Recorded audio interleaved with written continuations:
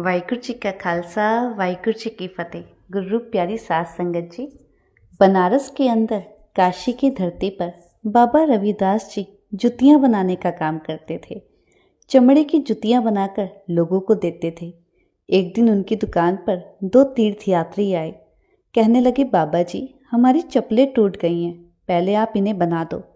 भगत रविदास जी कहने लगे, मैं बारी पर काम करता हूँ और 2 कसीरे मजदूरी के लेता हूँ। दोनों ये बात सुनकर वहीं बैठ गए और अपनी बारी का इंतजार करने लगे। जैसे पहले 25 पैसे 50 पैसे छोटे सिक्के चलते थे ना, ऐसे उस समय कसीरे चला करते थे। जब दोनों ने सुना तो दोनों ने वहीं बैठकर इंतजार किया। जब बाबा जी ने उनकी चप्पलें सिल दी, उनकी चप्पलें बना दी, तो उन्होंने पूछा, तुम दोनों कहाँ जा रहे हो, कहाँ चले हो?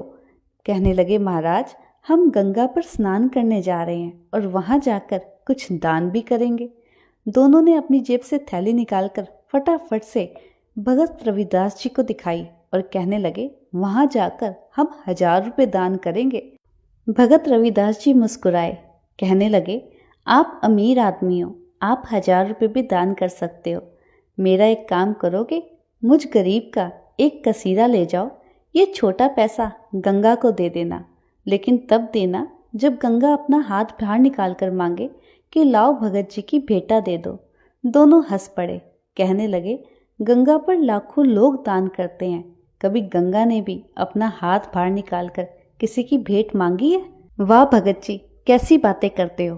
कहने लगे, कोई बात नहीं, अगर गंगा अपना हाथ बाहर ना निकाले ना मेरा कसीरा लेने के लिए, ये धर्म की कमाई है, ये धर्म की कीरत का कसीरा है। अगर वो ऐसे ना मांगे, ऐसे ना ले, तो वापस ले आना, ऐसे बीच में मत फेंक के आना।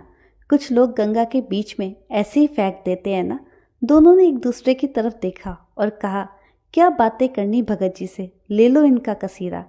दोनों हरिद्वार पहुँचे, स्नान पानी किया, दान पुण्य किया। जब वहाँ से वापस लौटने लगे तो एक ने कहा, भगत जी ने भी तो अपना कसीरा दिया था, वो भी तो गंगा में दान में देना है।